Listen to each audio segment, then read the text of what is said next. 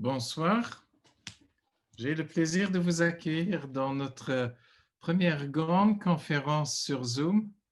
Effectivement, nous avons dépassé la centaine de participants. Pour nous, c'est en format Zoom, c'est une première. Vous êtes bien au sein de la soirée, la conférence soirée dont il y aura des orateurs avec Negawatt sur la sobriété énergétique.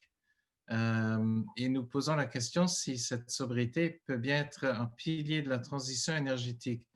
Cette conférence, elle a lieu dans le cadre des Transition Days, le mois de novembre est voué aux énergies et aux ressources.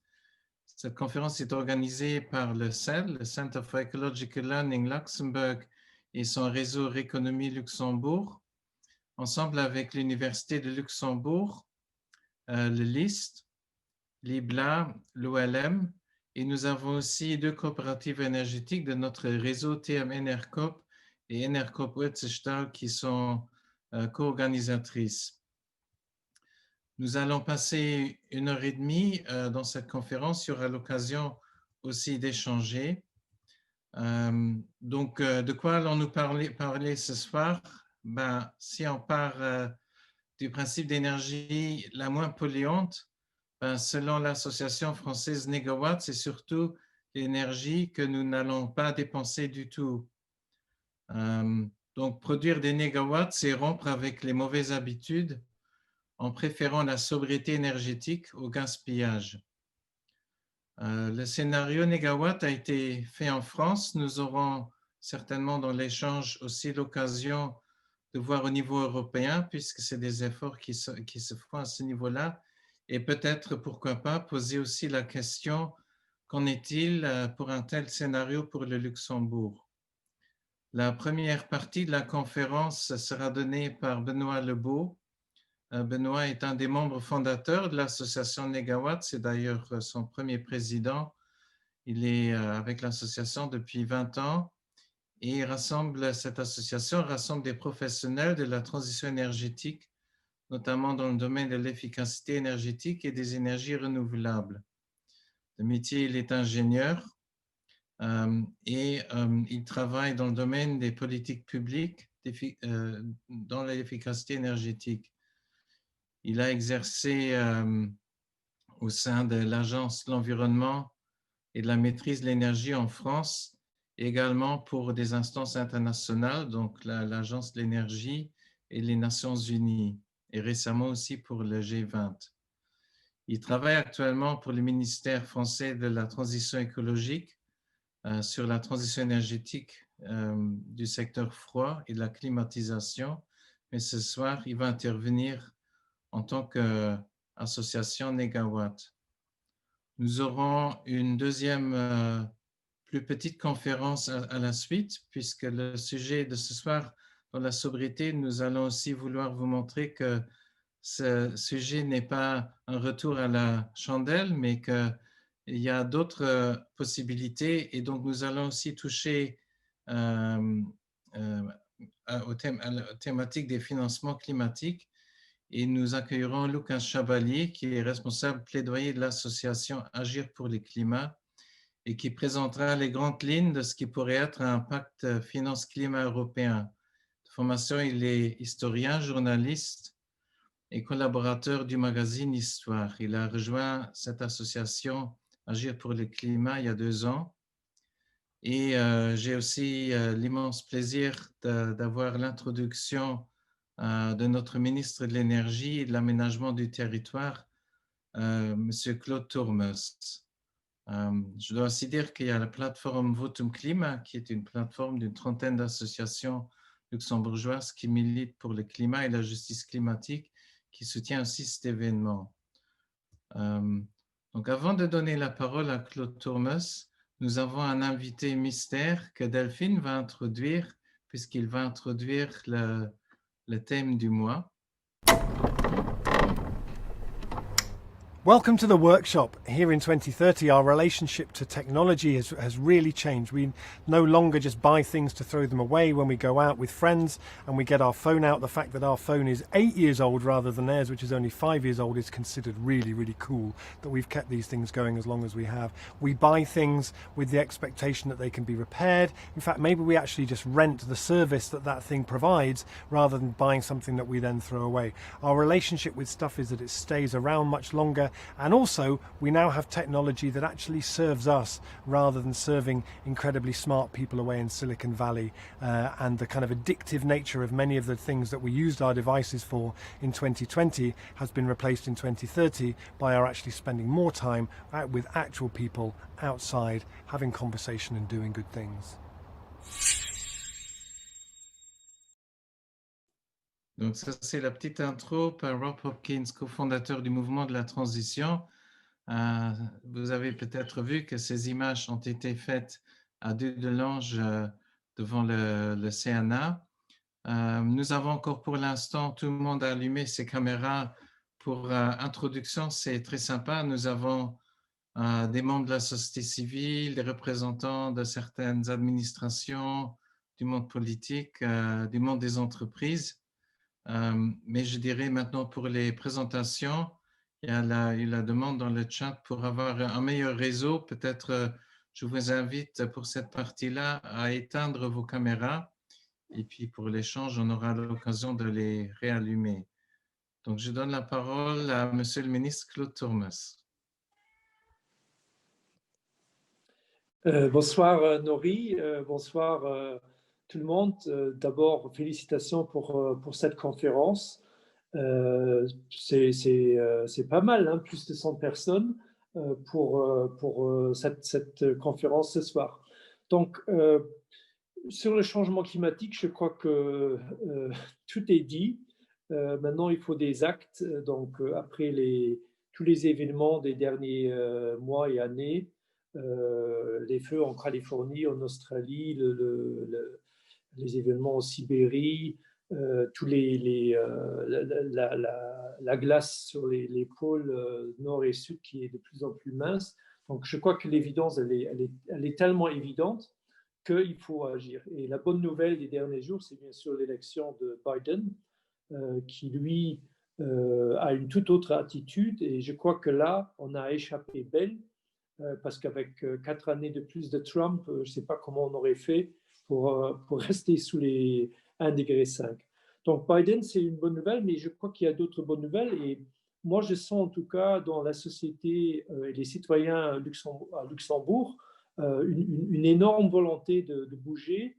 Et cette volonté qui est présente dans la société luxembourgeoise nous a permis, nous, au gouvernement de pousser le curseur plus loin. Et donc, nous sommes en train de finaliser une loi climat et nous avons déjà finalisé un plan énergie-climat 2030 où, en fait, on a bougé le curseur des réductions des gaz à effet de serre qui, avant ce gouvernement, étaient à 40. Maintenant, on est sur 55%. Donc, on est avec les pays comme la Suède, la France, les Pays-Bas, qui vont vers l'avant. On a poussé le curseur sur les énergies renouvelables. Là, on est sur 11% en 2020. On va aller sur 25% en 2030. Et surtout, on a poussé le curseur sur l'efficacité énergétique. Donc, le Luxembourg a un objectif de réduction ou de l'augmentation de l'efficience énergétique de 40 à 44%. Et de tous les pays européens, c'est de loin l'ambition la plus élevée en matière d'efficacité énergétique. Donc, comment arriver surtout sur ce point-là? Donc, d'abord, sur les bâtiments. Le Luxembourg est un pays où on construit en moyenne plus que dans les autres pays. Et donc, ce qui était très important, c'est qu'on ait des normes pour les nouveaux bâtiments qui soient très exigeants. Et en fait, on a les normes les plus exigeantes en Europe. Aujourd'hui, pour les bâtiments résidentiels. Et avant l'été, on a passé une loi qui va aussi faire ces mêmes standards très élevés pour tous les bâtiments non résidentiels, donc les bâtiments de bureaux, qui, dans un endroit où il y a quand même une place financière forte, il y a aussi, bien sûr, beaucoup de bâtiments, de bureaux, donc il faut aussi agir là. Bien sûr, il y a tout le chantier de la rénovation énergétique sur laquelle on essaye de donner plus d'appui financier. On va introduire au 1er janvier une taxe CO2 de 20 € par tonne et bien sûr, les revenus vont nous aider aussi à augmenter encore plus les aides pour isoler le toit, la façade, changer le chauffage à fioul ou à gaz par une pompe à chaleur efficiente. Donc, sur les bâtiments, je crois qu'on est bien parti avec, bien sûr, le bémol, c'est que la rénovation, c'est un travail gigantesque sur les prochaines 2-3 décennies et il faudra qu'on améliore, bien sûr, constamment notre arsenal de mesures. Il faut, bien sûr, aussi former les artisans, faire de l'innovation technologique, mais je crois que grossièrement, les choses vont dans la bonne direction. Après, sur l'industrie, qui est quand même très importante à Luxembourg, donc il y a ArcelorMittal, il y a Goodyear, il y a DuPont, il y a Guardian, donc on reste un pays quand même très industrialisé. Donc on a des audits obligatoires. Il y a aussi une obligation de performance sur l'énergie, sur l'efficacité énergétique de la part des industriels et on a une obligation très forte sur les revendeurs d'électricité et de gaz pour aussi investir dans l'efficience énergétique. Et en quatrième élément de cette politique sur l'industrie, on essaie de mettre en place un fonds de de-risking, donc un fonds qui aiderait en fait les industriels et les parties tiers à investir dans l'efficience dans l'industrie. Donc, sur tout ça, je crois que les choses avancent. Là où à Luxembourg, on a le plus de pain sur la planche, c'est au niveau des transports. La plupart des pays européens, le transport dans les émissions de gaz à effet de serre, c'est 30-35%. À Luxembourg, c'est 60%, voire 65%. Pourquoi? Parce que on draine bien sûr beaucoup de camions. On est sur un croisement d'autoroutes, mais on avait aussi une politique très incitative pour attirer en fait les camions à nos pompes à essence. Et donc, ce gouvernement a fait une augmentation des axes et avec la taxe CO2, on essaye de réduire en fait le différentiel et graduellement, ça va réduire aussi les émissions des camions. Après, sur les voitures, bon, il faut être honnête, dans un pays où il y a un grand pouvoir d'achat, il y a énormément de voitures et donc ces voitures, bien sûr, si on parle après de sobriété, moi je vois un énorme, comment dire, il faudra qu'on soit mieux sur aller de la voiture dont je suis propriétaire vers en fait la voiture partagée. Donc on a mis en place tout un arsenal pour maintenant pousser l'électromobilité, mais je crois qu'il faudra aller au-delà par en fait les investissements dans les transports publics. On investit massivement dans les transports publics. Les transports publics sont aussi gratuits sur tout le territoire depuis le 1er avril. Et bien sûr, ça c'est très important pour l'alternative face à la voiture. Mais l'autre chose, c'est en fait la mobilité douce. Donc, il faut vraiment qu'on travaille plus aussi avec les autorités locales, la ville de Luxembourg, d'Esch et les autres. Il faut que la situation pour les vélos dans la ville s'améliore. Après, sur la sobriété, je crois qu'il y a la sobriété qu'on planifie. Et donc, en tant que ministre de l'aménagement du territoire, j'essaye de pousser en fait que le développement se fasse surtout sur des friches industrielles pour ne pas gaspiller du terrain.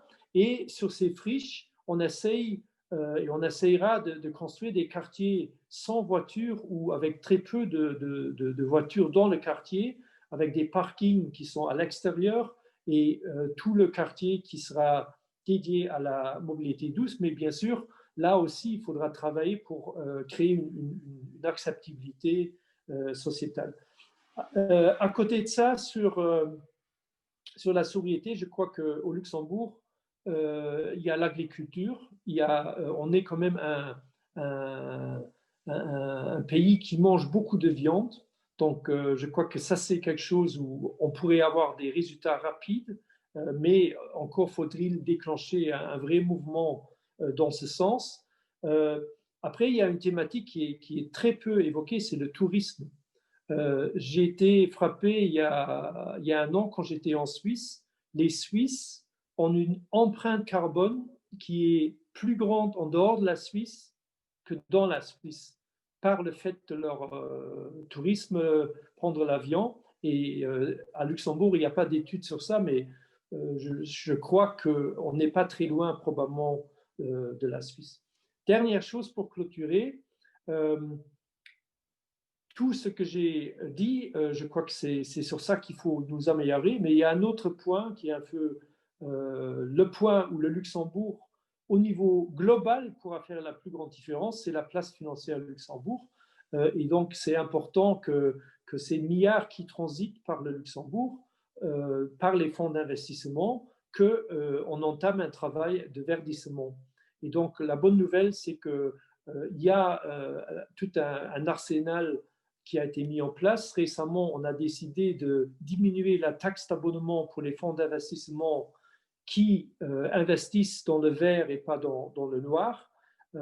Et bien sûr, il y a certaines incohérences encore au niveau de notre propre fonds de pension, mais c'est des choses sur lesquelles on est conscient qu'en tant que gouvernement, on doit évoluer et on essaye d'évoluer. Donc, pour le mettre, je crois, au niveau technologique, innovation, on essaye de mettre tout un arsenal en place. Et sur la sobriété, je crois qu'il y a la sobriété et mobilité, la sobriété dans nos diètes, dans l'alimentation, le tourisme et bien sûr la sobriété planifiée par l'aménagement du territoire. Ça, c'est un peu les 4 points sur lesquels probablement il faudra encore avancer. Merci beaucoup, Cloto. Merci, Monsieur le Ministre. Je pense que c'est un setting the scene maintenant un peu pour le cadre luxembourgeois. Nous allons avoir une demi-heure d'échange à la fin de cette conférence. Nous allons vous expliquer, mais comme on est plus d'une centaine, nous allons travailler via le chat.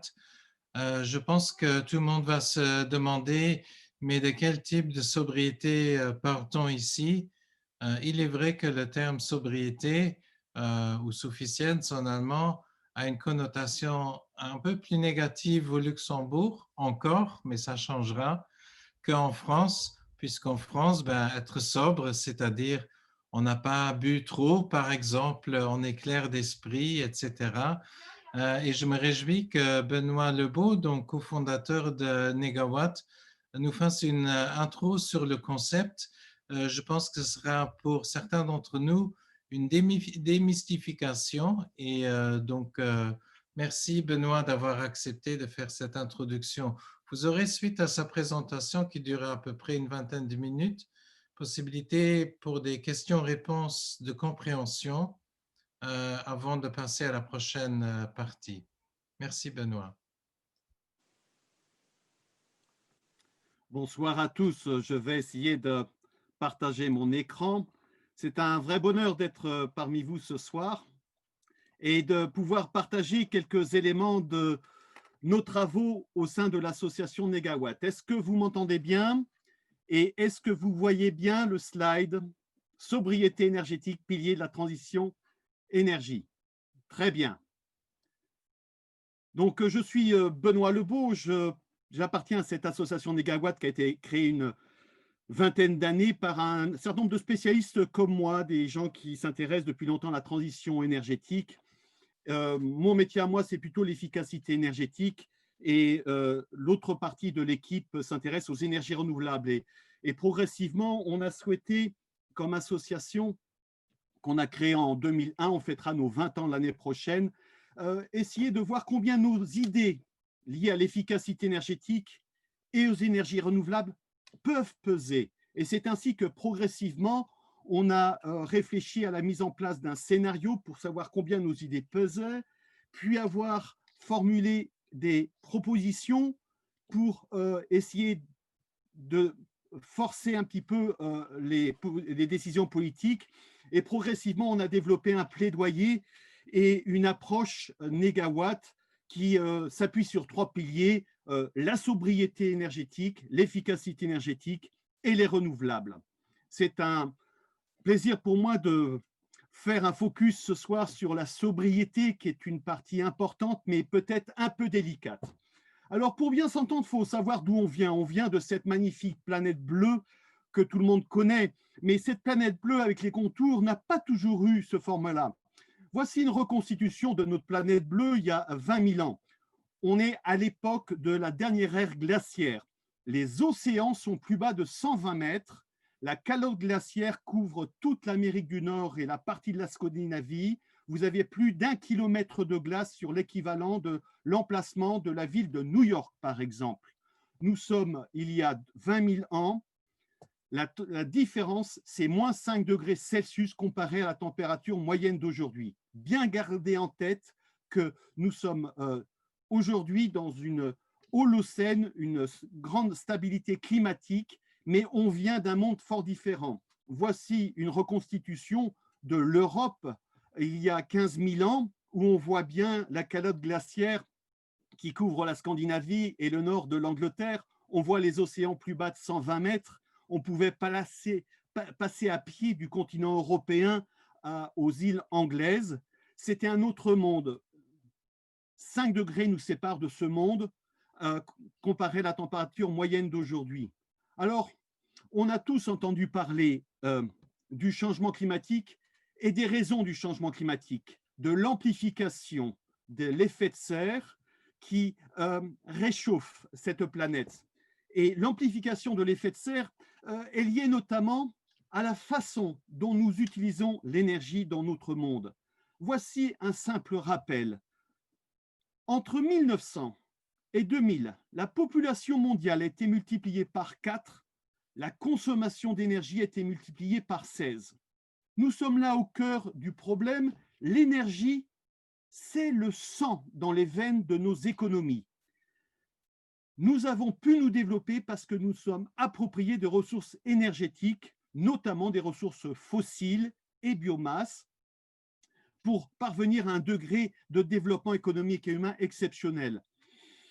Mais cette énergie consommée, comme vous le savez, notamment celle des énergies fossiles que sont le charbon, pétrole et gaz, qui constituent 85% des énergies consommées dans le monde, génèrent des gaz à effet de serre. Et ces gaz à effet de serre, donc issus de la combustion de ces énergies fossiles, représentent jusqu'à 60%, comme vous pouvez le voir, des émissions de gaz à effet de serre. Les autres gaz à effet de serre sont le méthane, le protoxyde d'azote et le changement d'affectation des sols, et notamment la déforestation. Ce qu'il faut comprendre, c'est que tant que nous n'émettions pas, ne consommons pas d'énergie fossile, il y avait au-dessus de nos têtes cet équilibre-là entre les émissions naturelles de gaz à effet de serre et les séquestrations par la biomasse de gaz à effet de serre.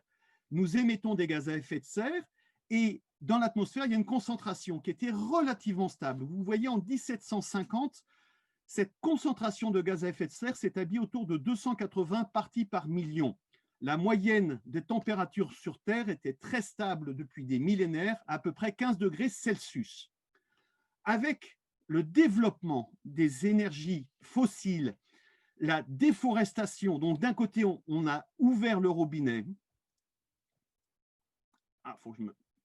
On ouvre le robinet, de l'autre côté, on rétrécit la possibilité de séquestrer du carbone en augmentant la déforestation. On voit que la concentration a augmenté et d'un facteur important, on est 280 parties par million, on est arrivé en 2020 à 410 parties par million, avec une conséquence immédiate, c'est l'augmentation des températures. On a augmenté de 1 degré Celsius en moins de 1 siècle, uniquement en raison de cette concentration de gaz à effet de serre. Alors, s'il n'y avait qu'un seul robinet à tourner, ça serait facile, mais en fait, il y a autant de robinets qu'il y a de gaz à effet de serre, il y a autant de robinets que nous avons de pays dans ce monde, voire d'individus. Certains ont des robinets plus gros que d'autres pour des raisons de développement. Une fois de plus, le développement est lié à la consommation d'énergie et malheureusement, l'énergie à 85% est d'origine fossile. Alors, on a un impératif aujourd'hui, c'est que face à la montée de cette température, et on voit que quelques degrés de plus, c'est un changement complet de température et de physionomie de la Terre. Donc, il y a eu des accords internationaux pour essayer de limiter l'augmentation température moyenne à 2 degrés Celsius. Et on sait très bien que pour cela, nous ne devons pas dépasser une concentration de 450 parties par million. Donc, on voit aujourd'hui les problèmes de l'équation. Nous émettons jusqu'à 40 gigatonnes d'équivalent CO2. Les puits de carbone, il faudrait au moins stopper la déforestation, mais on voit tout de suite l'impératif qui est devant nous, qui est de cesser de fermer le robinet quasiment à zéro si on veut atteindre une stabilité dans la concentration de gaz à effet de serre et limiter impérativement le réchauffement en dessous de 2 degrés Celsius pour éviter toute dérive. Et déjà, on va devoir s'habituer à une planète plus chaude, mais on peut encore limiter les dégâts. Alors, on l'a vu, les émissions de gaz à effet de serre sont liées à plusieurs gaz. Voici la même information, mais selon les différentes sources de secteurs, parce que ce qui compte, c'est de comprendre les secteurs dans lesquels sont émis ces gaz à effet de serre. La production d'énergie, c'est principalement la combustion de ces énergies fossiles pour faire de l'électricité, pèse jusqu'à 26%, les transports 13%, le bâtiment, l'énergie consommée par le chauffage des bâtiments seulement 8%, l'industrie 19%, l'agriculture 13%, la forêt, on le voit, 17-18%, et les déchets 8%. Alors prenons un système que tout le monde connaît, un système qui émet des gaz à effet de serre, un véhicule. Il faut comprendre que derrière l'usage d'un système énergétique tel qu'un véhicule, il y a plusieurs façons de réduire les gaz à effet de serre. Et c'est important de s'attarder sur ces façons parce qu'il n'y en a que 4 façons. La première façon de réduire les gaz à effet de serre d'un véhicule, c'est d'améliorer la performance énergétique. Choisir un véhicule qui fait 2 à 3 ou 5 litres au 100 consommera et émettra forcément moins de gaz à effet de serre que si le véhicule qu'on choisit est au-dessus de 10 litres par 100 km/h. Mais ça ne suffit pas. Il y a également le rôle du comportement dans l'usage du véhicule, la conduite souple, le covoiturage, voire le choix de ne pas prendre la voiture pour prendre les transports en commun ou les transports doux. Et là, on touche tout de suite à l'aspect comportemental. Et les deux permettent de réduire la consommation d'énergie qui vont se retrouver dans des réductions de gaz à effet de serre. Viennent ensuite le choix du carburant. Entre une voiture qui fonctionne avec de l'essence ou du diesel, une voiture hybride ou une voiture électrique ou une voiture à hydrogène, on a là également la possibilité de réduire les gaz à effet de serre. Et le dernier élément qui n'est pas souvent évoqué, mais pour construire un véhicule, il faut des matériaux de construction. Et dans la construction, eh bien, on a des gaz à effet de serre. C'est important de garder en tête que la réduction des gaz à effet de serre passe nécessairement par ces 4 éléments. Le contenu des gaz à effet de serre, des matériaux que l'on utilise pour tout ce qu'on fait, les carburants que l'on choisit, et notamment le recours aux énergies fossiles, bien sûr la performance énergétique, mais également la façon dont nous utilisons nos comportements, nos pratiques. Et c'est là la notion de sobriété doit être entendue. Voici l'avenir du monde. Cet avion solaire, Solar Impulse, vous en avez tous entendu parler, 40 000 km autour de la Terre avec, pour seule énergie, le Soleil. Cet exploit qui a été réussi par Bertrand Piccard et son équipe est dû à la conception d'un avion exceptionnel, mais qui résume à lui tout seul les 4 étapes. D'abord, choix des matériaux, légers, parfaitement compatibles avec la mission. Bien sûr, l'énergie solaire ici, avec usage maximal des surfaces disponibles. optimisation de tous les éléments énergétiques, sur les moteurs, les contrôles, les batteries. On voit toute l'intelligence liée autour de l'efficacité énergétique. Et dernier élément, le comportement du pilote et la façon de gérer les énergies, l'électricité stockée par les batteries pendant les phases de recharge avec les vols de nuit. Une fois de plus, on a l'illustration là des 4 étapes de décarbonisation de l'industrie. Et puis, il y a la partie visible qui est cette énergie solaire. Mais quand vous demandez à Bertrand Piccard, dans ce projet, la part des énergies renouvelables, l'ingénierie, c'était 2 ingénieurs pendant 3 heures pour dessiner la surface disponible, des panneaux disponibles. Mais pour le reste, pour l'efficacité, pour le choix des matériaux, pour le choix de pilotage, c'était un exploit de 20 ingénieurs pendant 12 ans. Donc, on voit la difficulté. La partie visible de la transition, c'est les énergies renouvelables. La partie invisible et plus ingrate, c'est tout le reste. Le comportement, le choix des matériaux, le choix des systèmes. Même exemple, avec ce bâtiment construit en France il y a quelques années, c'est dans la Drôme. Vous avez un bâtiment sur 3 étages qui accueille 20 ingénieurs, tous spécialistes du bâtiment. Et ce bâtiment est exemplaire. Il a été construit avec des matériaux locaux, de la paille, de la terre, du bois. Donc, on voit l'aspect matériel. Il a été construit dans les règles de l'art du bioclimatisme et du solaire passif, avec bonne orientation, isolation maximale. Vous avez bien sûr en toiture la moitié du toit qui est en photovoltaïque. Et enfin, vous avez le comportement des usagers. Bilan de ce bâtiment qui a été conçu dans les règles de l'art.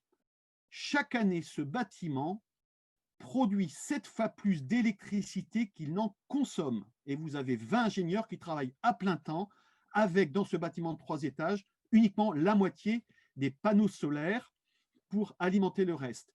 Et la beauté de ce projet, c'est que l'ensemble du bâtiment n'a coûté que moins de 1 200 € par mètre carré construit, ce qui est en fait, quand on intègre la démarche de la sobriété, de l'efficacité dès le début, les surcoûts ne sont pas nécessairement là où on croit.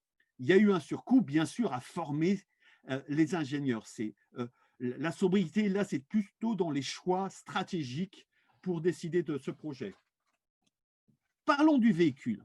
Voici un véhicule peut-être dont vous n'avez jamais entendu parler, pourtant c'est une fabrication française. La voiture Gazelle est exceptionnelle. Ce véhicule est le véhicule de l'avenir parce qu'il est en soi, il porte l'essentiel de la transition, c'est le poids. Ce véhicule est dépourvu de matériaux de fer et d'aluminium.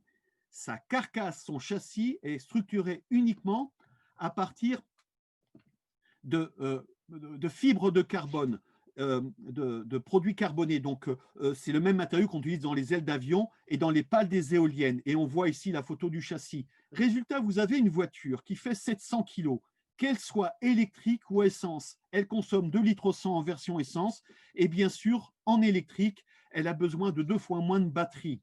Donc, voici un exemple de véhicule où le choix des matériaux, le choix du carburant, bien sûr le comportement de l'équipe qui l'a designé, l'équipe qui l'a designé, et puis en dernier le choix du carburant. Donc on voit toute l'importance de ces 4 étapes. Alors par rapport à l'évolution actuelle des gaz à effet de serre, on sait qu'on continue malgré tout ce qu'on connaît sur le changement climatique à émettre de plus en plus de gaz à effet de serre. Il nous faut impérativement et globalement s'orienter vers une évolution des gaz à effet de serre à réduction. Et il y a les 4 étapes. La première, c'est changer les comportements. La façon dont nous pensons l'énergie, la façon dont nous utilisons nos comportements à tous les niveaux. Utiliser les systèmes avec des rendements améliorés à tous les niveaux. Quel que soit le système, améliorer le rendement énergétique, que ce soit un véhicule, un équipement, la conception d'un aménagement urbain, routier, une infrastructure, les bâtiments en soi, les usines. La somme des deux, sobriété dans les comportements, améliorer le rendement, ça permet d'écraser la demande d'énergie. Viennent ensuite le choix des énergies renouvelables et, important, les matériaux. Donc, bien sûr, respecter la forêt, stopper la déforestation et prendre en compte le contenu carbone des émissions de gaz à effet de serre.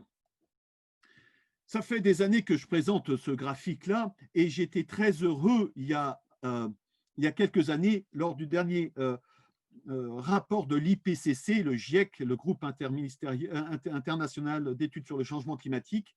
Ils ont résumé les 4 étapes de l'atténuation, des mesures d'atténuation. On retrouve la maîtrise, la promotion de l'efficacité énergétique, toutes les technologies low carbone et décarbonées pour le système énergétique, l'amélioration des puits de carbone, que ça soit stoppé dans la déforestation ou dans les matériaux, et enfin, lifestyle and behavior change, tout ce qui tourne autour de la sobriété, du changement de comportement. Alors, au niveau de l'approche Négawatt, c'est depuis nos origines que nous avons articulé sur l'aspect énergie ces 3 étapes indispensables de la transition. Et la première, c'est bien de comprendre la sobriété, prioriser les besoins énergétiques essentiels. Vient ensuite l'efficacité énergétique, réduire les quantités d'énergie nécessaires à la satisfaction d'un même besoin et boucler les besoins en énergie par des renouvelables, privilégier les énergies renouvelables. Chaque chose que l'on fait à tout instant, quel que soit l'endroit où se trouve, demande de l'énergie. Plus important que l'énergie elle-même, ce sont les services que l'énergie permet, dont nous avons besoin. Et ces services énergétiques, ils ne sont pas très nombreux. Il y a le froid, la chaleur, la lumière, la mobilité, la force mécanique et la communication. Donc, quand on met à plat les enjeux, quand on regarde les enjeux de la transition, il faut toujours se rappeler que l'énergie est un composant fondamental de notre développement économique et humain. C'est le sang dans le vecteur de l'économie, mais ce n'est pas tant l'énergie dont on a besoin, ce sont les services. Et ils sont au nombre de 6. Et pour chacun de ces services, il faut bien avoir en tête les besoins. Et quand on regarde les besoins énergétiques, eh bien, il y a une hiérarchie. Il y a une hiérarchie entre les besoins que l'on peut considérer comme vitaux, les besoins essentiels, les besoins indispensables, les besoins utiles. Et puis, il y a des besoins qui sont accessoires, d'autres qui sont plus futiles. Certains deviennent extravagants, d'autres sont carrément inacceptables et d'autres sont nuisibles. Partir des besoins, des services énergétiques, comprendre cette hiérarchie, l'accepter, permet déjà de voir où les politiques publiques peuvent orienter ce qui revient de l'obligation, ce qui doit être incité, ce qui revient à l'interdiction et à la dissuasion. Et là, on est au cœur de la politique publique autour de la notion de sobriété, avoir une claire hiérarchie dans les besoins. Exemple de sobriété, la sobriété s'entend peut-être plus facilement quand on comprend son inverse, l'ébriété énergétique. Il y a 1000 exemples. En voici un, peut-être qui nous vient d'Amérique du Nord, avec voilà, l'accès à un fitness center avec quelques marches, un escalier mécanique. Je ne sais pas si vous avez eu écho, mais le dernier véhicule électrique à la mode aux États-Unis, c'est ce Hummer Electric Vehicle. 1000 chevaux, 3 tonnes. Départ arrêté entre 0 et 100 km/h, 3 secondes avec ce véhicule électrique. On peut vraiment se poser des questions sur les services que rend un tel véhicule. Nos comportements et nos esprits sont fortement et sans cesse conditionnés. Il faut accepter que dans nos vies modernes, nous sommes exposés chaque jour en moyenne à plus de 1200 publicités. Et tous ces supports publicitaires, à 95%, ces messages publicitaires nous invitent à plus consommer. Alors, quand on parle de changement de comportement, quand on parle de sobriété, il faut comprendre qu'est-ce qui nous conditionne. Dans nos vies modernes, on a clairement aujourd'hui cette dimension liée à cette société de consommation dans laquelle nous baignons, vous vous rendez compte, jusqu'à 1200, il y a même jusqu'à 2000 publicités par jour, à tout instant, on est harcelé. Voici un exemple absolument incroyable. Des avions ont été affrétés en Asie, en Australie dans ce cas, pour simplement atterrir et décoller du même endroit, simplement pour donner le plaisir à ceux qui souffraient trop du confinement de retrouver le plaisir de décoller en avion et de passer quelques heures. Eh bien, à coup de publicité, ces vols pour nulle part, flight to nowhere, vol to nulle part, ont été vendus très rapidement, en moins de 10 minutes. Voilà dans quel monde dans lequel on vit, dans l'ébriété. Il y a certainement moyen de faire quelque chose. Alors, au niveau de l'association Négawatt, on réfléchit autour de notre approche. Et sur la sobriété, on pense qu'il y a 3 niveaux de sobriété. La première, c'est la sobriété dimensionnelle. La juste taille, le juste dimensionnement, par exemple, des surfaces chauffées de nos bâtiments, du poids des véhicules. La deuxième sobriété, c'est la sobriété liée à l'usage, le niveau et la durée d'exploitation des systèmes. Typiquement, arrêter les appareils en veille quand c'est inutile. La vitesse sur l'autoroute, on voit bien la différence entre la dimension et l'usage. Et enfin, la sobriété coopérative, l'organisation collective du territoire et de l'urbanisme, la mutualisation, par exemple, les habitats collectifs, le transport en commun, le succès de Blablacar, par exemple, en Europe pour remplir les véhicules. Au niveau de l'efficacité énergétique, rapidement, nous en distinguons 4. La première, c'est l'efficacité de la construction et la fabrication. Optimisation énergétique en amont et en aval de l'utilisation. La deuxième, c'est l'efficacité à l'utilisation. L'énergie utile, l'isolation, les apports passifs, les échanges avec l'environnement. La troisième étape de l'efficacité énergétique, c'est les appareils, l'efficacité des appareils en énergie finale. Typiquement, l'étiquette énergie sur tous les qui indique le rendement de tous les équipements électriques que nous utilisons et réduire les pertes. Et enfin, l'efficacité du système productif. Alors là, c'est lié à la conversion d'énergie, la récupération d'énergie, typiquement l'exemple de la cogénération, le recours combiné à l'électricité, la chaleur, mais également les réseaux de chaud, de froid. On voit qu'en combinant cette sobriété, ces 3 sobriétés, ces 4 efficacités énergétiques, on arrive à avoir quelques éléments de réponse par rapport aux enjeux. Alors, dans nos travaux, nous avons émis des hypothèses sur des possibilités liées à chacune des sobriétés, notamment dans le domaine de la mobilité. Vous voyez ici quelques paramètres que nous avons utilisés, choisis pour, nous pensons, faire accepter par la société française une réduction de la vitesse maximale autorisée sur les autoroutes, une diminution de la distance parcourue. On propose qu'entre maintenant et 2050, on peut imaginer une réduction de 16% des distances parcourues.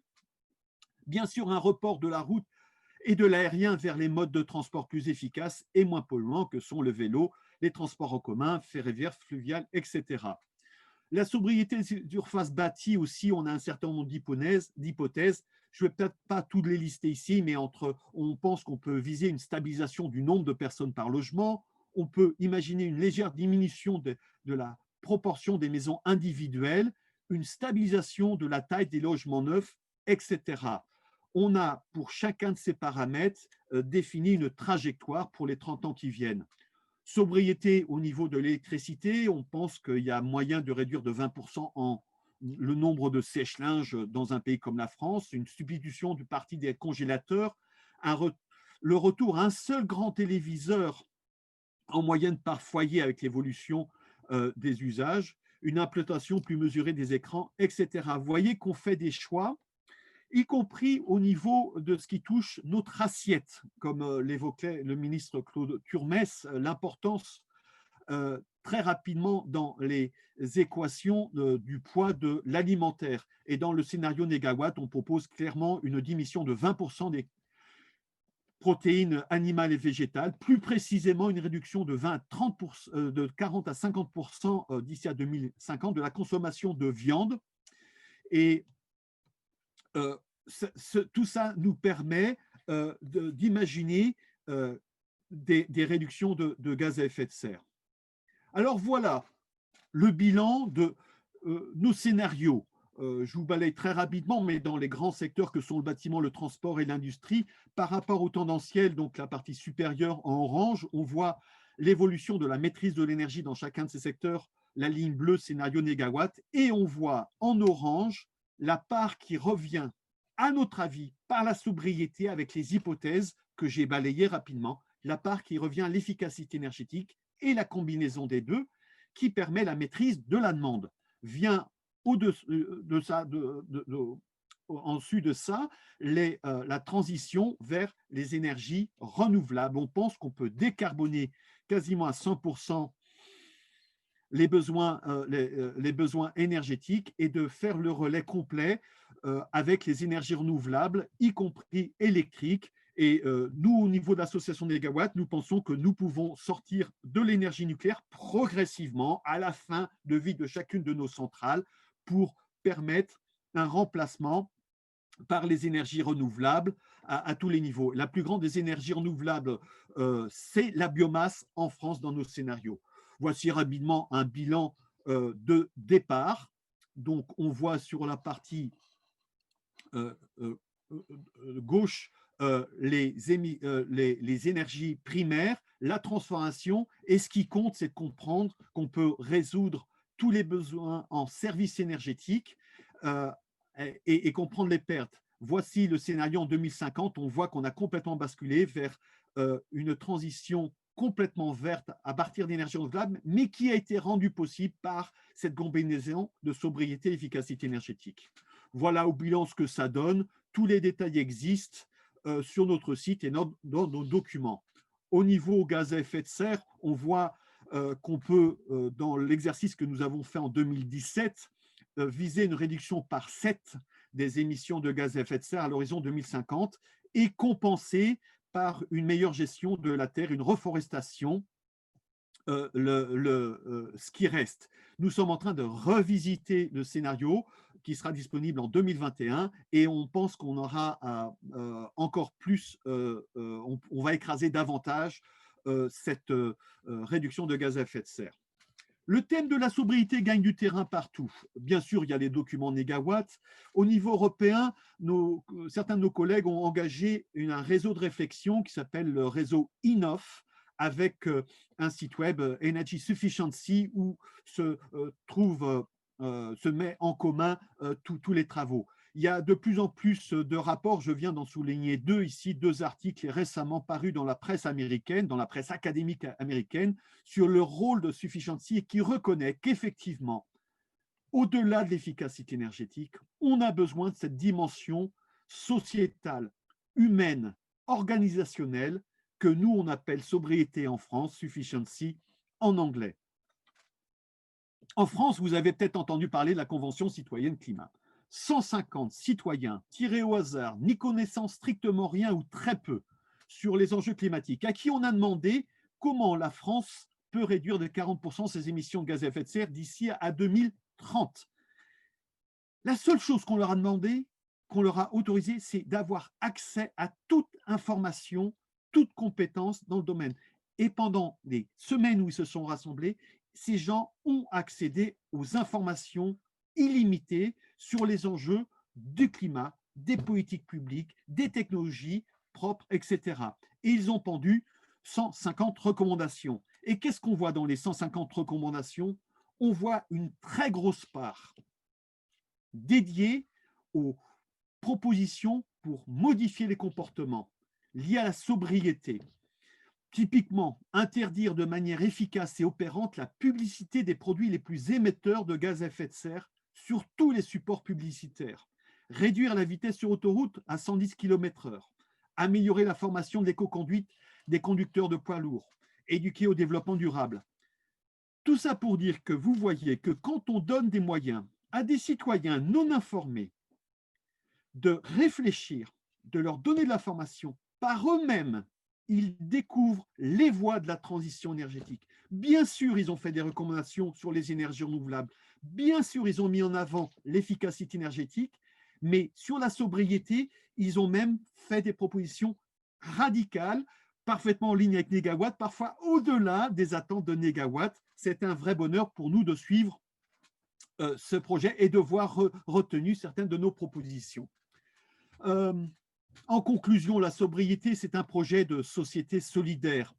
Si la sobriété suggère en partie des choix individuels, c'est bien une vision collective d'un futur désirable pour tous qui permettra de la généraliser. Et on a besoin de ce débat. La sobriété peut devenir un mode de vie choisi et désirable. C'est la sobriété joyeuse qui nous intéresse. Il faut passer de la 2D au 3D, du développement durable au développement durable et désirable. Pour aller plus loin, ce sont les normes sociales que nous devons faire évoluer.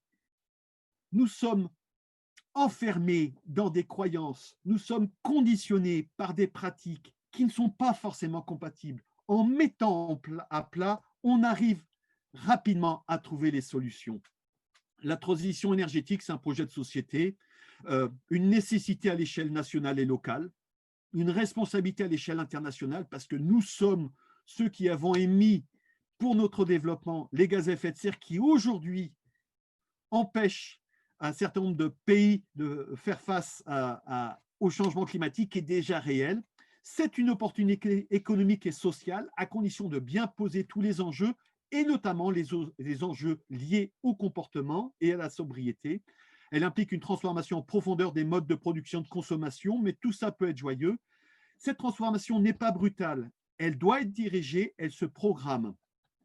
Et elle ne peut être mise en œuvre que si elle fait sens à l'ensemble des acteurs, c'est-à-dire si elle devient un projet de société, d'où l'intérêt de cette Convention citoyenne climat.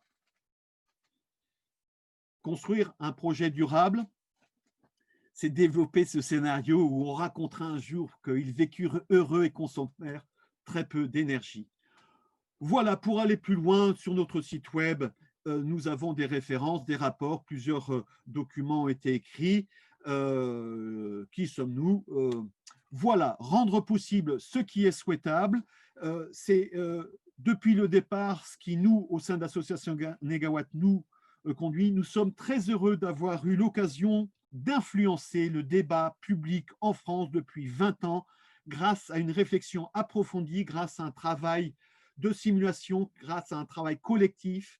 Le terme sobriété est rentré dans la loi française et désormais, vous n'avez pas un seul grand politicien qui ne mentionne pas la transition par une certaine sobriété. On n'y met pas tous exactement les mêmes ingrédients, mais voilà en gros ce que je souhaitais vous proposer pour lancer ce débat sur la sobriété. J'espère vous avoir intéressé et ne pas avoir été trop long, malheureusement. À vous, Nori. Alors, c'était effectivement plus long que les 20 minutes promises, mais ce n'était pas trop long et personnellement, j'ai trouvé fort intéressant. Dans le chat, il y a eu quelques questions qu'on va résumer tantôt. Je pense que les questions posées sont en grande partie déjà des débuts de discussion. Pour avoir assez de place pour discuter ensemble, j'aimerais donc demander si parmi les participants, il y a des questions de compréhension, s'il y a des choses qui n'ont pas été claires et sur lesquelles vous voudriez plus de précision avant que nous passions à la deuxième présentation et nous reviendrons sur les questions posées qui sont surtout des demandes de discussion. Donc, y a-t-il des questions de clarification?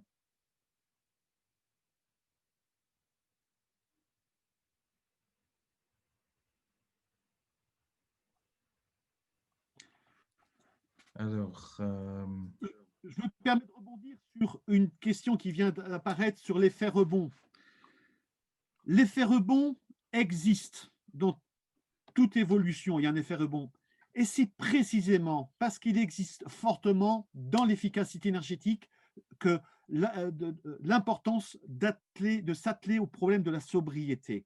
La sobriété, c'est ce qui permet justement d'accepter que l'effet rebond et de le limiter. La sobriété, c'est d'accepter le fait que le signal prix doit faire partie de cette transition, accepter des taxes supplémentaires pour éviter un effet rebond supplémentaire. Mais justement, pour nous, la façon de contrer l'effet rebond, c'est l'aspect sobriété.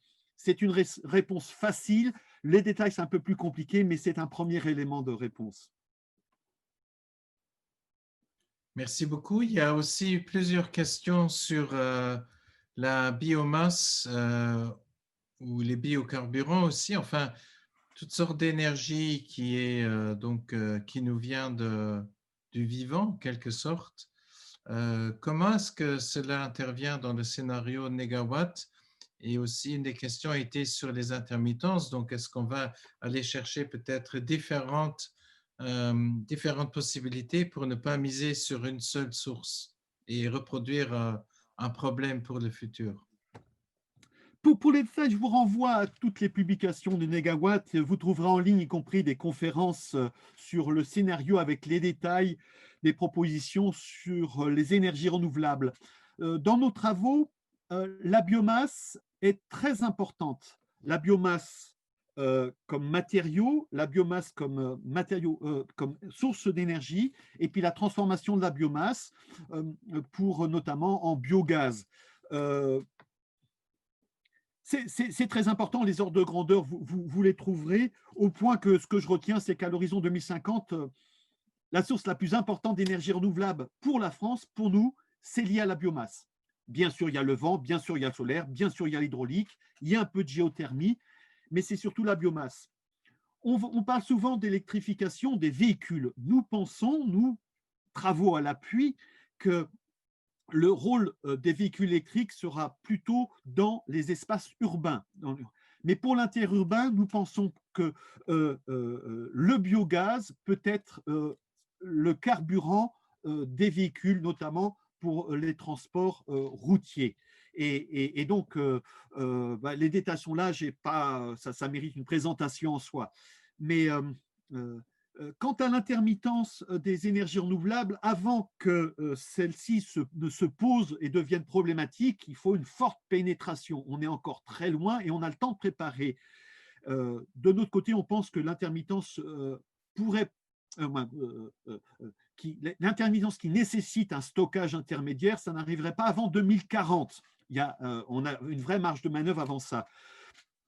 Mais curieusement, l'association Négawatt a été une des premières en France à mettre dans le débat public qu'à terme, pour régler une partie de l'intermittence liée aux énergies renouvelables, la production d'hydrogène avec les excès d'électricité renouvelable lors des périodes de fortes vent ou de solaire, etc., permet justement de créer du gaz synthétique, du gaz synthétique, du biogaz, du gaz synthétique, et par un phénomène de méthanation, on peut avoir ici un des éléments de stockage.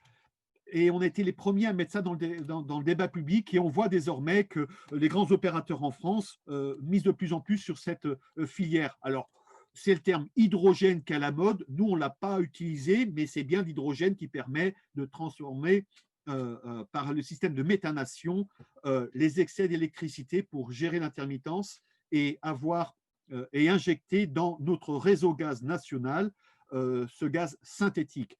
Donc, voilà très brièvement quelques éléments sur ces travaux. Une fois de plus, ce que j'ai présenté, c'est un seul aspect, la maîtrise de la demande avec l'impact, la priorité à la sobriété. Le reste est assez détaillé et nous sommes actuellement en train de revoir notre scénario pour établir un nouveau scénario qu'on présentera en 2021. Et d'ailleurs, ce travail se fait au niveau européen et on est très heureux d'avoir désormais des contacts précieux au Luxembourg pour faire en sorte que ces idées soient comparées avec nos amis européens. Merci beaucoup. Nous allons sans doute revenir là-dessus. Aussi, il y a eu des questions dans le chat si c'était faisable pour le Luxembourg. Vous pouvez certainement constater que dans le chat, ça discute pas mal. Donc, c'est un vrai débat qui a déjà commencé. Je propose cependant peut-être de passer à la dernière présentation qui sera celle-ci plus courte. Elle sera donnée par Lucas Chabalier, donc, qui est responsable plaidoyer de l'association Agir pour le climat. Je vous ai dit au début de cette conférence que parler de sobriété ne veut pas forcément dire retour à la chandelle. Je pense que vous avez eu quelques exemples dans la présentation de Benoît Lebeau. Je pense que Lucas Charbonnier va un peu aussi expliquer pourquoi sobriété et financement climatique vont très bien ensemble. Mais je laisse peut-être Benoît faire la transition. Voilà. Oui, oui, l'introduction, c'est en fait moi qui ai suggéré que Lucas participe à notre débat ce soir parce que depuis 30 ans que je fais ce métier, que je creuse l'efficacité énergétique, que je participe au développement, à la définition des politiques publiques, que je vois que ce qu'on fait est de plus en plus indispensable, qu'il y a un focus sur certains domaines comme les énergies renouvelables, sur l'hydrogène, sur le nucléaire, mais on oublie que l'efficacité énergétique, la maîtrise de la demande est indispensable. En revanche, là où le bas blesse, c'est qu'il y a un coût et il faut accepter qu'il y a un coût pour cette transition, que ce coût peut être extrêmement profitable pour tous et que derrière les équations négawatts, les propositions négawatts, il est fondamental d'offrir aux décideurs, aux politiques, une vision claire sur la façon dont les financements peuvent permettre cette transition. Comment est organisé ces financements? Il y a plusieurs financements qui sont indispensables. Le financement de la mise en place des institutions, des capacités humaines, légales, juridiques, techniques. Et puis, il y a la mobilisation des financements pour les investissements dans ces bâtiments, dans ces infrastructures, dans ces moyens de transport les plus propres. Donc, on a depuis quelques années un rapprochement avec le pacte finance-climat représenté par Lucas, Agir pour le climat, qui, eux, viennent de l'angle financier. Et je pense que entre cette approche technique, technocratique presque de notre côté, avec des propositions, il est indispensable dans le débat public de maîtriser ces dimensions économiques et financières. Lucas, la parole est à toi. Oui, bonjour, merci de me donner la parole. Donc, tout ce dont Benoît a parlé a une traduction en fait économique et financière. Je ne pense pas que sur les questions de sobriété définies telles que par le partage des usages ou bien des mobilités plus douces, les coûts soient les plus importants. Et je ne sais pas dans quelle mesure, d'ailleurs, les chiffres que je vais vous donner intègrent ou pas ces changements comportementaux. Je ne sais pas, par exemple, pour être concret, s'il y a une évaluation du coût si on veut passer de 130 km/h à 110 km/h sur l'autoroute. Je ne sais pas si on a une traduction, s'il y a une traduction économique et financière de cette mesure. En revanche, sur la question de l'efficacité énergétique, c'est-à-dire à service constant, faire mieux, beaucoup mieux, oui, ça c'est chiffré et on a donc des estimations et on sait à peu près ce qui nous manque pour atteindre nos objectifs.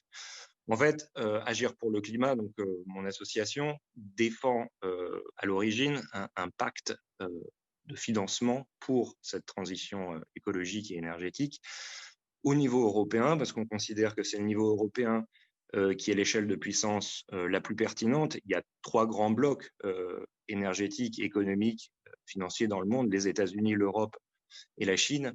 Et on considère que c'est au niveau européen qu'on peut commencer à arriver à redresser la situation. Des choses bougent depuis l'arrivée au pouvoir de Ursula von der Leyen. On en reparlera peut-être. Donc le premier point, c'était cette échelle de puissance, l'Europe, et ensuite comment on fait un package financier, un plan de financement au niveau européen pour tenir nos objectifs. Alors les objectifs tels qu'ils sont définis, notre trajectoire, au niveau de l'Union européenne, aujourd'hui, l'objectif actuel, c'est moins 40% de réduction d'émissions de gaz à effet de serre d'ici à 2030. C'est toujours exprimé par rapport à 1990.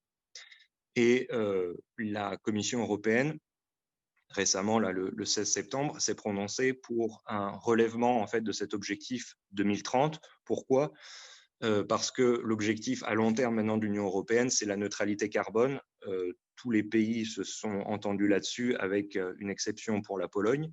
Donc, pour atteindre la neutralité carbone en 2050, il faut rehausser notre objectif à moyen terme 2030.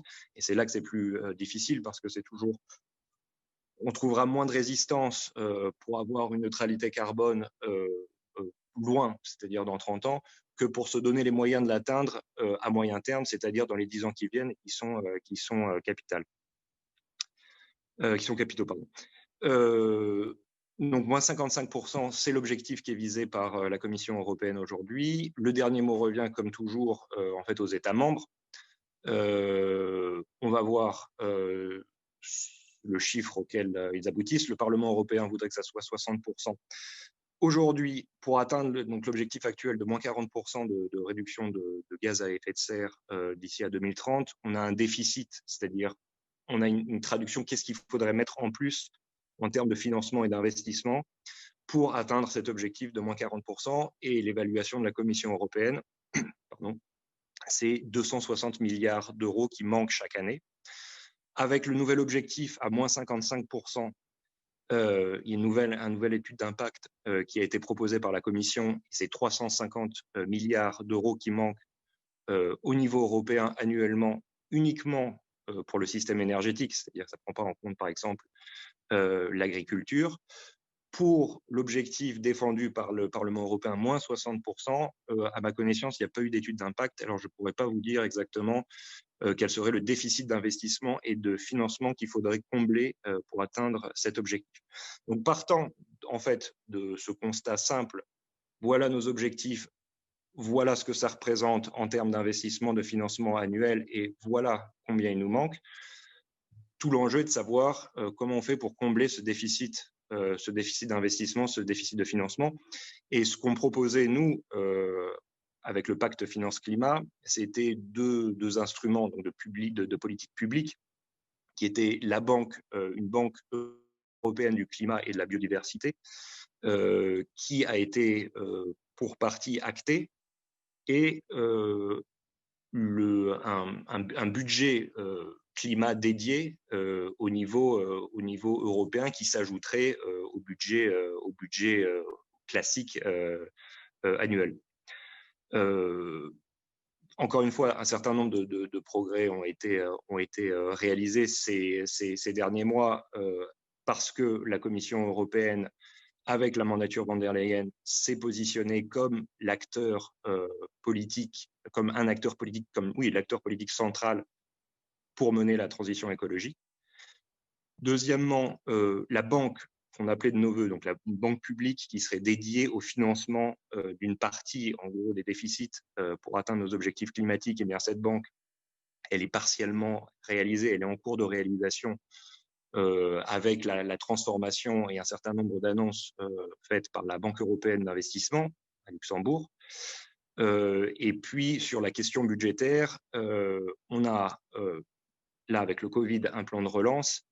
C'est pas le budget annuel, mais il y a quand même des fonds qui ont été débloqués et qui sont assez importants, en tout cas pour les 3 prochaines années, puisque dans le fonds de relance de 750 milliards d'euros, 30% doivent aller à la transition écologique. Donc, si vous voulez, je peux un peu détailler nos propositions actuelles par rapport à toutes les annonces qui ont été faites, parce que des choses ont été faites au niveau européen, où je peux m'arrêter là parce qu'on n'a pas beaucoup de temps. Je vois qu'il est bientôt 21h et que peut-être les uns et les autres ont envie de poser des questions. Donc, Nori, tu me dis.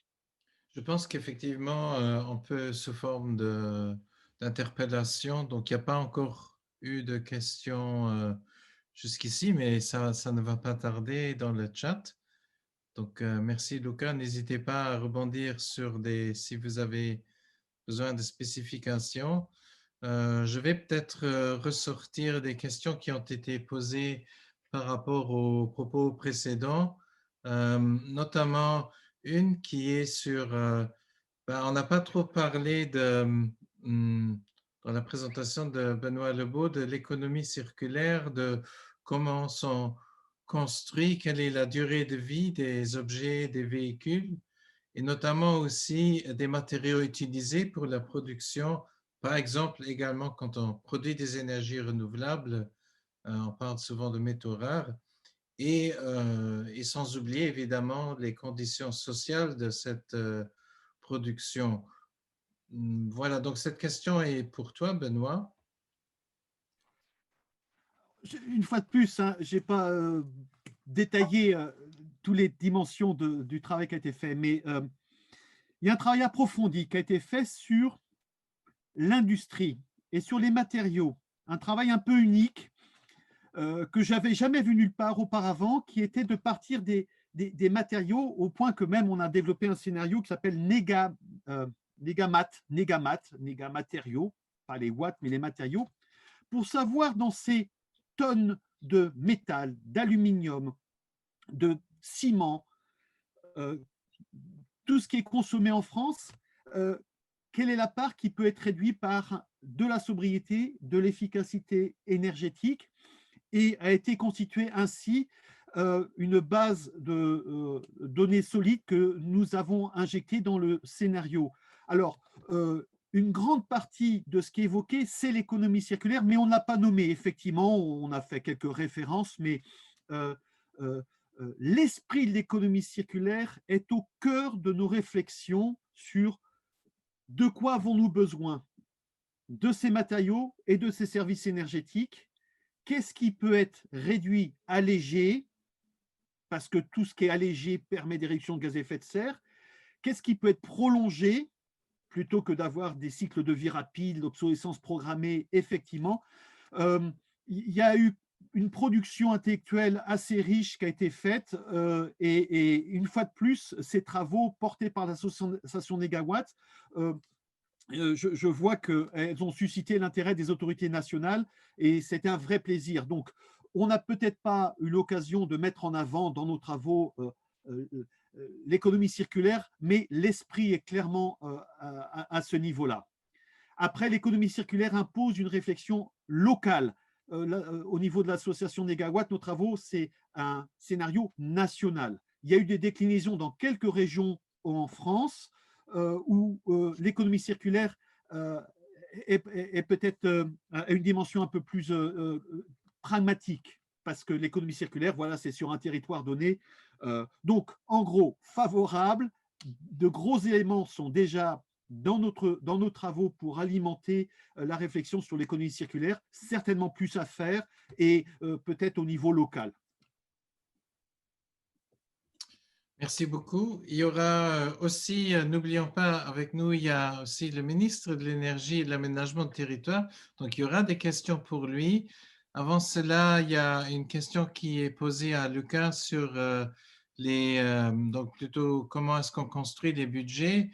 Donc, il y a eu exposition des besoins qu'il y a, mais est-ce que, si j'ai bien interprété la question que Camille posait, et quel est le lien par rapport aux autres thématiques? Est-ce que les questions d'efficacité, de sobriété pourraient se cacher dans d'autres budgets? Est-ce que ce serait une manière d'accéder également à ces montants-là?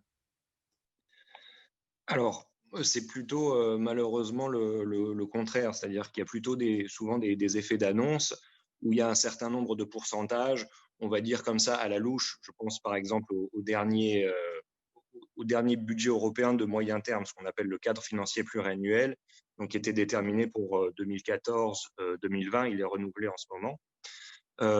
Il était question que dans cette enveloppe, il y ait une vingtaine de pourcents du budget qui soit, on va dire, vert, qui soit compatible, qui servent nos objectifs de réduction de gaz à effet de serre. Et on a plutôt tendance à charger la barque, et c'est un chiffre qui est très discuté et très contesté. C'est-à-dire, après, il faut rentrer dans un examen précis des lignes budgétaires et déterminer si oui ou non, effectivement, ce sont des financements qui sont susceptibles de servir nos objectifs climatiques. Donc, c'est malheureusement plutôt dans ce sens-là. Il est vrai néanmoins, par exemple, si on prend le cas français aujourd'hui, dans notre plan de relance en France, on affiche 100 milliards sur 2 ans, 2021-2022. Et dedans, il y a une partie qui n'est pas négligeable, qui est consacrée à l'efficacité énergétique, à la rénovation thermique des bâtiments. C'est une bonne enveloppe de 6,7 milliards, mais sur 2 ans, 6,7 milliards pour la rénovation thermique des bâtiments. Et il se trouve que dans d'autres aspects du budget, du plan de relance de 100 milliards, on trouve des lignes qui vont dans le sens de l'efficacité énergétique et qui ne sont pas comptabilisées à proprement parler dans ces 6,7. Donc, de ce point de vue-là, peut-être, à contrario, on peut avoir dans le budget, dans le projet de relance français aujourd'hui, plutôt une meilleure surprise que les 6,7 milliards qui sont déjà pas mal comparés aux autres pays européens pour la rénovation thermique des bâtiments. Merci beaucoup. Alors, une question pour Claude Turmes. Donc, nous avons eu une ébauche, je dirais quand même rapide, parce que le détail est important aussi dans le scénario négawatt français qui, Benoît ne l'a pas explicité plus que ça avant, mais c'est un travail qui se fait également au niveau européen, dans différents pays de l'Union européenne. Vous pouvez d'ailleurs voir tout ça sur le site internet de Négawatt. Et donc, la question est logiquement, puisque cette conférence, même si elle est en partie virtuelle, nous sommes au Luxembourg, enfin certains d'entre nous. Donc, compte tenu de la taille et de la densité du Luxembourg, est-ce qu'un tel scénario serait envisageable pour le Luxembourg? Non, mais c'est clair, le Luxembourg doit avoir le même engagement que tous les pays du monde, qui est aller sur zéro carbone. Après, bon, le Luxembourg, c'est un peu comme, c'est pas la ville de Paris, mais 15 km plus loin que la place Concorde, il y a un autre pays. Donc, c'est clair qu'il y a une question de densité. Et je crois que tous les scénarios, et juste pour vous faire comprendre, la consommation d'énergie des citoyens à Luxembourg, si je ne prends pas la mobilité dedans, elle est de 18%. Donc, par exemple, sur l'électricité, c'est 18%. ArcelorMittal à Luxembourg, c'est 45% de toute l'électricité. Et donc, il faut comprendre pourquoi est-ce que le Luxembourg, on dit, bon, mais 11% de renouvelables, mais c'est ridicule. Mais le problème, c'est pas, on est le numéro 7 au niveau européen de solaire par tête d'habitant. Donc, c'est pas qu'on n'a pas mis des panneaux solaires, mais on a ArcelorMittal, on a Guardian, on a Goodyear, on a Cargolux, plus tous les camions de l'Europe de l'Ouest qui prennent leur essence ou leur diesel à Luxembourg. Donc, tant que le Luxembourg restera aussi un pays industriel, je ne crois pas, il n'y aura pas de scénario de produire 100% des énergies renouvelables à Luxembourg. Mais ce n'est pas un problème, parce que si nous investissons dans une centrale solaire en France ou dans de l'éolien en mer devant la côte belge, je crois que, pour résumer, nous, à Luxembourg, on doit faire tout sur l'efficience énergétique, l'efficacité énergétique dans le bâtiment, dans l'industrie, dans la mobilité, plus, bien sûr, tout ce que Benoît a très bien expliqué, la sobriété. Et après, ça va nous permettre de réduire la demande d'énergie. On va faire un maximum de solaire à Luxembourg. On fait pas mal de coopératives citoyennes. Sur l'éolien, on est assez bon relativement pour la taille de notre pays. Et le reste, on l'importera par les réseaux électriques. Et donc, c'est ça un peu le scénario. Et c'est vrai que on pourra aussi après ce soir essayer de continuer notre dialogue pour voir qu'est-ce qui, dans les scénarios négawatt, va plus loin en fait que le plan énergie-climat qu'on a fait. Donc, je crois qu'il y a certaines choses qui peuvent être intéressantes pour nous améliorer encore. Voilà, donc par exemple, dans le programme gouvernemental, on parle 39 fois d'économie circulaire, ce qui est très bien. 0 fois de sobriété, mais ça va sans doute changer. Il y aura un amendement au programme gouvernemental bientôt, on l'espère. J'ai encore une deuxième question à Claude Turmes. Donc, Claude Turmes est non seulement un ministre de l'énergie, mais aussi ministre de l'aménagement du territoire. Et donc, plusieurs questions reviennent sur le rôle de l'aménagement, l'étalement d'un certain urbanisme au Luxembourg au détriment de certaines zones rurales, du rôle de la voiture. Donc, nous parlons bien de ces 18% où les gens peuvent agir, mais quel est le lien entre la question énergétique et celle de l'urbanisation et qu'est-ce que le Luxembourg compte faire par rapport à cela? Donc, je crois que pour être honnête, on peut mieux faire sur les politiques d'aménagement du territoire. On est dans un pays où l'aménagement du territoire n'a jamais joué vraiment un rôle central, contrairement à d'autres pays comme la France, les Pays-Bas, la Suisse. Donc, il faut qu'on s'améliore. Et ce qu'on essaie de faire dans mon ministère, c'est d'imaginer un nouveau programme directeur 2035 pour voir quelle infrastructure au niveau logement, au niveau transport public et surtout aussi imaginer en fait des nouveaux quartiers sur les friches industrielles avec un tout autre mode de développement. Donc sur la friche, la plus grande friche qu'on aura, c'est Achiflanche. En fait, au début, il y avait l'idée de faire un boulevard une nouvelle, presque quelque chose comme une demi-autoroute qui traversait le quartier. Ça, on a empêché et aujourd'hui, en fait, il n'y aura pas de voitures dans ces quartiers, il n'y aura que les citoyens qui vivront là, qui auront une voiture, peuvent la garer à l'extérieur du quartier dans un parking et après, de là, il faut qu'ils bougent en vélo, en trottinette, à pied. Donc, le quartier, donc ces grands quartiers peuvent être structurants. Et au-delà de cela, j'ai lancé en fait ce qu'on appelle Luxembourg in Transition, donc Luxembourg en transition, où on imagine en fait c'est quoi un territoire zéro carbone.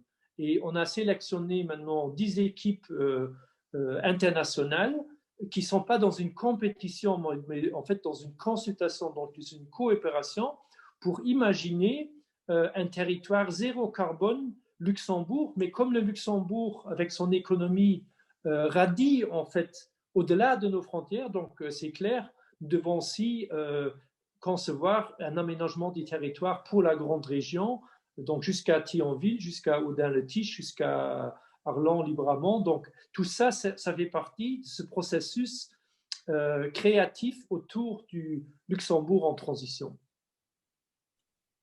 Merci beaucoup.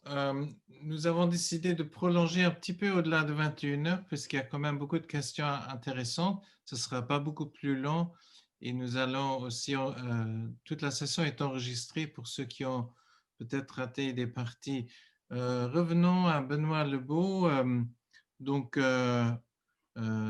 tous ces débats autour de la sobriété, évidemment, ne pourraient pas être menés sans aborder la question de la croissance. Il fallait que cette question arrive à un moment donné, puisque quand même la croissance économique reste au cœur des objectifs politiques d'un peu tous les gouvernements qu'on connaît. Donc, comment aborder cette question en travaillant sur des scénarios de sobriété énergétique? Oui, effectivement, je ne suis pas surpris de la question et merci de cette question, c'est incontournable. On ne peut pas faire dans un monde en continuant la croissance des consommations d'énergie. Donc au moins cette croissance-là, il faut la baisser et justement on a tous les moyens à notre portée, sobriété, efficacité, pour baisser. Donc on a absolument besoin d'une décroissance des consommations d'énergie, c'est à notre portée. Je fais partie des gens, je suis plutôt ingénieur, moi. J'ai jamais bien maîtrisé les histoires de croissance et je vois beaucoup de controverses et je pense, j'ai cessé de croire que cette croissance économique soit le bon indicateur pour faire évoluer ce monde un sens positif. Donc, est-ce que le scénario négawatt est décroissant? Non, il est croissant pour le bonheur. Le scénario négawatt est créateur d'emplois massifs, locaux, sur la durée longue. Tout indique que les travaux mènent à des bénéfices multiples. La transition énergétique, c'est des morts en moins sur les routes, c'est des morts en moins par la pollution, c'est une amélioration de la qualité de nos vies dans nos quotidiens, l'amélioration de notre environnement, nos rues, nos maisons. Et tout ça, est-ce que c'est compté dans le PIB? Je ne sais pas. Donc, moi, la croissance qui m'intéresse, c'est celle de nos cœurs, de la vie, du bonheur. Clairement, je revendique une décroissance de la consommation d'énergie. Quant à la croissance économique, peut-être Lucas aura des éléments de réponse, peut-être Monsieur le ministre, mais moi j'ai cessé de croire à ce seul indicateur. Tous les autres m'intéressent. De toute façon, on a un problème majeur qui s'appelle le changement climatique et qu'on le veuille ou non, s'intéresser à la seule croissance économique sans désormais s'atteler à ce chantier magnifique qui est devant nous et dont les solutions sont parfaitement désirables parce que capable de nous apporter une croissance durable et joyeuse, il n'y a que ça qui m'intéresse. Je suis désolé de ne pas avoir une réponse plus simple ou plus élégante ou plus économique sur la décroissance. Peut-être Lucas ou Claude. Alors, évidemment, les scénarios de transition écologique, de transition énergétique, dans la bouche des politiques au niveau officiel, c'est une idée de croissance verte. Toujours cette idée qu'on fera davantage de croissance, que c'était un gisement de croissance. Et d'ailleurs, la grande politique européenne, le Green Deal, le Pacte vert, est pensé comme une stratégie de croissance. Est-ce que c'est totalement possible? Je ne sais pas. Ce que je sais, c'est qu'il y a une corrélation, établie entre la consommation, la production énergétique et la richesse, la croissance économique et le PIB. Certains vont même jusqu'à dire que en fait, le PIB n'est ni plus ni moins que la résultante économique, une traduction économique d'un processus physique qui est celui de faire tourner l'énergie. Donc, partant de ce principe assez simple, si on considère qu'il faut de toute manière baisser notre consommation, notre production énergétique, certes, il y a une partie qu'on arrivera à gagner parce qu'on fait de l'efficacité énergétique, et puis pour le climat, il y a toute une partie qu'on pourra quand même transférer sur l'énergie renouvelable, sur les énergies renouvelables évidemment. Il n'en reste pas moins que à la fin, consommer moins d'énergie, il est très possible que ça soit que le corollaire soit celui de la décroissance. Je suis pas du tout un apôtre de la décroissance. Je prends pas parti. Et encore une fois, agir pour le climat que je représente, c'est pas du tout. On se prononce pas du tout là-dessus. C'est juste une réflexion à titre personnel. L'idée est de savoir effectivement comment on organise une société où il y a une décroissance du PIB. Est-ce qu'il y a des plans des gouvernements? Est-ce qu'on pense l'accompagnement de la décroissance qui arrivera, si on en croit Jean Covici, parce que de toute manière, on entre dans un monde de contraintes énergétiques, donc qu'on le veuille ou non, la disponibilité énergétique va baisser. Si on considère que de toute manière, pour sauver le climat, on est obligé de réduire la consommation énergétique. Encore une fois qu'on a exclu l'efficacité énergétique et qu'on a été capable, avec ce qui reste, de basculer sur les renouvelables. Voilà, la question est ouverte, mais je pense que d'avoir des grandes pensées économiques de la décroissance et des plans de décroissance, c'est un minimum pour les autorités élues, oui, je pense. Donc, vous savez qu'au Luxembourg, on est à une frontière linguistique entre les pays germanophones et francophones, et nous avons trouvé une petite astuce pour contourner au moins linguistiquement. Nous parlons au Luxembourg de post-croissance. Nous avons piqué cela auprès de nos amis allemands. Est-ce que Monsieur le ministre veut intervenir sur cette question? Je crois que Benoît a raison, c'est qu'il y a quand même la vraie contrainte, c'est pas l'économie, la vraie contrainte, c'est la planète et ses équilibres, les équilibres planétaires, et donc il faut les respecter. Et donc on ne peut plus penser l'économie sans penser en fait à la fois la crise climatique, mais aussi la crise biodiversité.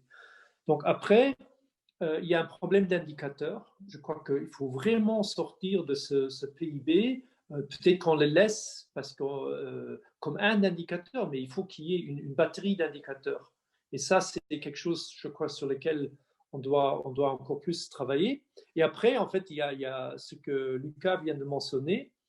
Il y a je crois que la vraie peur du monde politique, c'est en Europe de l'Ouest, c'est les 30 glorieuses et notre système social, caisse de maladie, chômage, retraite, tout ça, ça a été construit historiquement après la Deuxième Guerre mondiale pendant des années de croissance économique forte. Et en 2008-2009, après Lehman Brothers, à l'époque, j'étais au Parlement européen et on avait un groupe de travail des Verts que je présidais où on a fait venir tous les scientifiques, Tim Jackson, tous les scientifiques du monde pour penser après, qu'est-ce qui se passe économiquement après Lehman Brothers.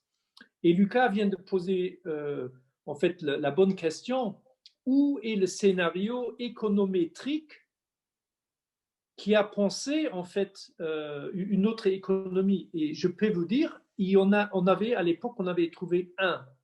C'était un professeur canadien qui avait modélisé un Canada low growth avec énormément d'investissements, donc pas de chômage, avec des taux d'imposition pour les riches et pour les grosses sociétés qui n'étaient pas à 20% ou à 30%, mais à 50-60%. Donc, avec une toute autre politique d'impôt. Et après, on lui a posé la question, et comment fait le Canada dans le monde globalisé? Et il a dit, là, j'ai plus de réponse, donc, parce qu'il n'arrivait pas à modéliser un Canada low growth dans un monde globalisé, alors que le Canada est dans le monde globalisé. Donc, il y a un énorme travail de recherche et intellectuel à penser, en fait, surtout le financement de tout ce que nous voulons. Nous voulons rester un endroit du monde où on a des systèmes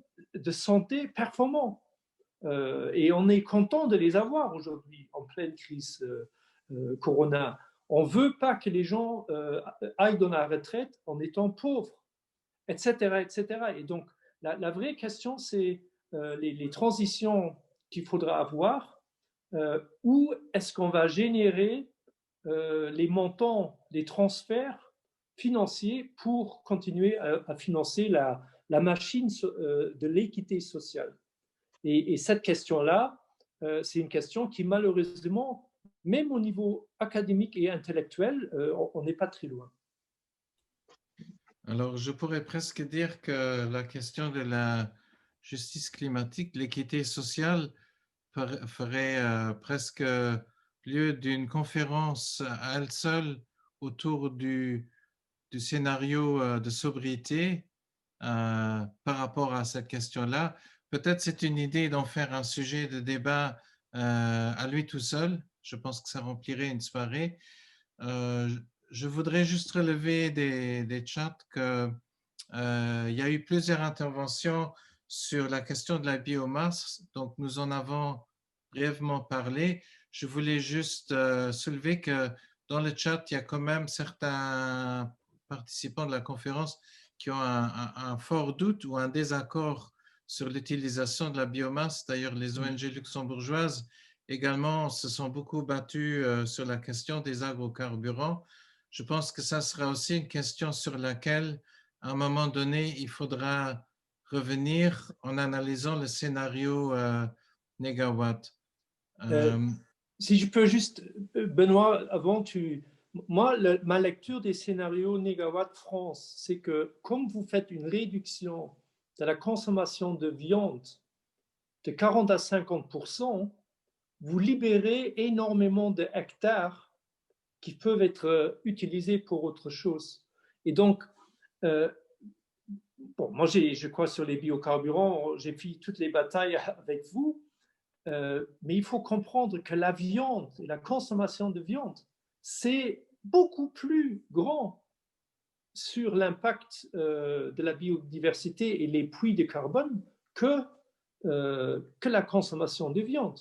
Donc la vraie donne derrière, c'est est-ce qu'on peut amener la société vers moins de consommation de viande pour libérer des terres, pour reforester et pour éventuellement faire une partie de plantes énergétiques, dont bien sûr pas des monocultures. Et si j'ai, et peut-être, c'est pas, Benoît, si tu peux rebondir, mais je crois que c'est ça le secret du pourquoi dans le scénario négawatt, il y a autant de biomasse, parce qu'il y a d'abord une énorme baisse de la quantité des protéines à la fois animales et végétales. Tout à fait, je confirme. Il se trouve que l'actuel président de l'association Négawatt s'appelle Christian Couturier. C'est quelqu'un qui vient du monde de la biomasse, de l'agriculture. Il travaille pour une ONG basée à Toulouse qui s'appelle Solagro. Et justement, son implication dans Négawatt a forcé un petit peu son association à travailler sur un autre scénario pour la France qui s'appelle le scénario AFTER. Je viens de mettre une référence AFTER qui applique en fait l'approche sobriété-efficacité dans le domaine alimentaire. Et le scénario Négawatt énergie est désormais calé avec le scénario AFTER pour l'alimentaire. Et effectivement, nous sommes très très prudents pour qu'aucune utilisation énergétique issue de la biomasse soit au détriment de l'alimentaire. Et effectivement, la clé, c'est de réduire les volumes de protéines animales. Et dans le prochain scénario Négawatt, qui est actuellement en cours d'élaboration, ça sera encore plus fin parce que derrière le changement d'usage des terres, il y a également la séquestration de carbone qui va s'améliorer en changeant l'usage des prairies par rapport aux besoins. On arrive au quatrième pilier, là, celui que j'ai indiqué sur la décarbonisation, la séquestration. Derrière sobriété, efficacité, renouvelable, il y a désormais l'aspect compensation. Et on y arrive à peu près en France. On avait touché un petit peu cet aspect-là dans l'exercice 2017. Ça sera encore plus précis dans le scénario 2021. Mais effectivement, je vous renvoie sur le scénario AFTER. Je peux peut-être trouver d'ailleurs le site web quelque part. Alors, je suis très heureux. Nous avons défriché plein de thématiques qui valent le coup de faire des suites, des conférences, des workshops pour approfondir. Nous sommes encore une centaine, donc nous avons une petite baisse. Je pense que les gens fatiguent aussi. Donc, je vous propose de clôturer cette conférence en redonnant très brièvement la parole à chacun des trois intervenants sur la question de l'acceptabilité ou de l'acceptance d'un modèle comme Négawatt autour de la sobriété pour la population, pour le monde politique, pour le monde financier, en essayant de l'axer sur le Luxembourg. Évidemment, nos deux intervenants français sont un peu plus loin du territoire, mais je pense que sans doute notre ministre serait à même de le faire. Et donc la question, comment faire accepter ce modèle à la plus grande masse possible?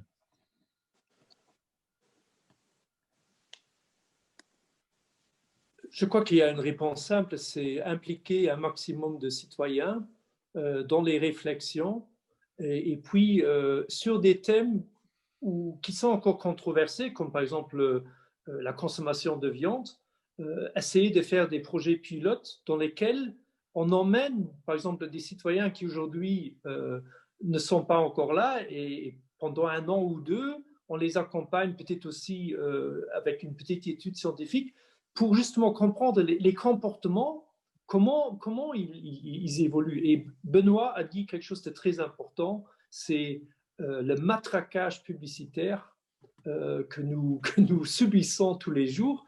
Et moi, je suis persuadé, le fait, et c'est pour ça que j'adore aussi ce que vous faites au CEL, c'est il faut impliquer, il faut essayer, et puis créer un mouvement. Et ce mouvement, je le sens plus que jamais. Merci. Lucas? Alors, je ne sais pas, moi, par exemple, sur la viande, si on prend le cas français, on consomme beaucoup trop de viande rouge encore. Je crois que les prescriptions, c'est assez réaliste, c'est d'inverser le pourcentage, le rapport des apports caloriques végétaux et des protéines animales et des protéines végétales. Je crois qu'on est à 2/3, 1/3, 2/3 pour l'animal et 1/3 pour le végétal. Je pense qu'un objectif, une feuille de route serait d'inverser ce rapport et d'avoir 2/3 de protéines végétales et 1/3 de protéines animales. En France, quand on regarde historiquement ce qui s'est passé, c'est que la consommation de viande rouge a commencé à diminuer au milieu des années 80. Pourquoi? Parce que il y avait un discours scientifique, un discours médical qui a infusé et qui consistait, après avoir fait la chasse pendant une 30aine d'années au sucre, à mettre en cause en fait les graisses saturées. Et on a considéré que c'était pas super bon pour la santé de manger trop de viande rouge, par exemple. Donc disons que derrière cette inflexion dans les années 80, il y a aussi un discours médical qui porte. Et il se trouve que cette tendance peut un peu s'affirmer ces dernières années pour des considérations de bien-être animal qui se développe un peu dans la société, et puis aussi évidemment pour des considérations écologiques, climatiques. Mais disons que si le discours scientifique, le discours médical a pu contribuer à infléchir la consommation de viande au milieu des années 80, mais je pense que ce n'est pas spécifique à la France. Si on regarde dans les autres pays, mais ça je ne sais pas, il est possible qu'on voit cette inflexion. Donc, si ce discours médical a pu contribuer à infléchir, je ne vois pas pourquoi un citoyen informé avec un discours climatique, un discours qui comprend les tenants et les aboutissants, ne pourrait pas contribuer à accélérer la transition et passer à 1/3, 2/3 pour les protéines végétales. Merci beaucoup, Lucas. À titre d'exemple, je laisserai donc volontiers les derniers mots à Benoît, qui est un des cofondateurs de Negawatt, puisque ça fait plus de 20 ans que vous exercez en la matière. Comment faire accepter de tels scénarios difficiles à avaler pour certains? Je suis très content de conclure sur cette dimension de l'acceptation. Et je voudrais revenir sur cet exercice de la Convention citoyenne climat. C'est tout ce que je souhaite au Luxembourg et partout. C'est donner accès à la connaissance. Pour moi, la transition, c'est de sortir de cette économie sur des ressources limitées pour aller vers l'usage de ressources illimitées, que sont les énergies renouvelables, que sont la connaissance, que sont l'amour, le bonheur, l'éducation. Les ressources limitées, plus on les partage, moins il y en a. Les ressources illimitées, que ce soit l'amour, la santé, l'éducation, plus on l'on partage, plus ça grandit. Et ce qu'on a vu dans la Convention citoyenne climat, où des gens qui ne connaissaient strictement rien ou très peu, on leur a simplement donné accès à l'information. Et par cet accès à l'information, ils ont pris connaissance de la réalité du changement climatique.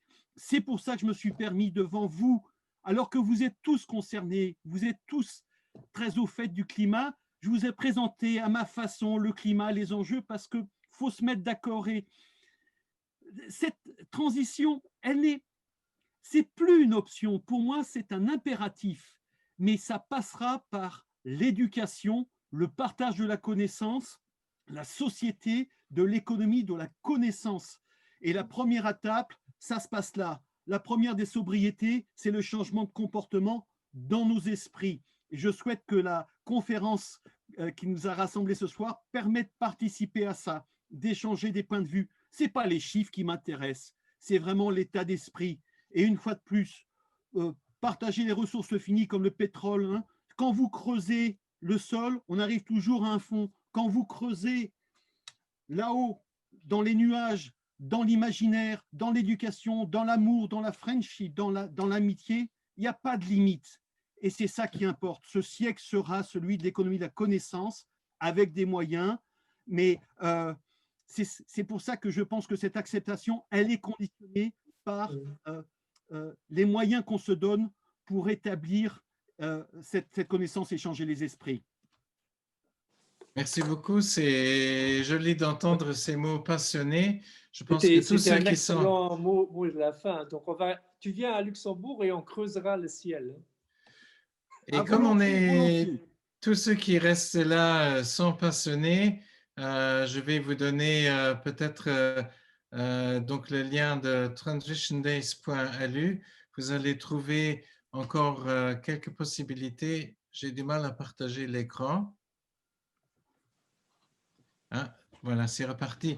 Donc, on vous invite à découvrir avec nous encore ce mois-ci d'autres événements. Donc, dans une semaine, c'est la conférence avec le Low Tech Lab de Bretagne, mais qui sont en route. Ils ont réalisé un film spécialement pour partager avec nous. Donc, le 19 à 19h30, vous trouverez toutes les infos sur notre site.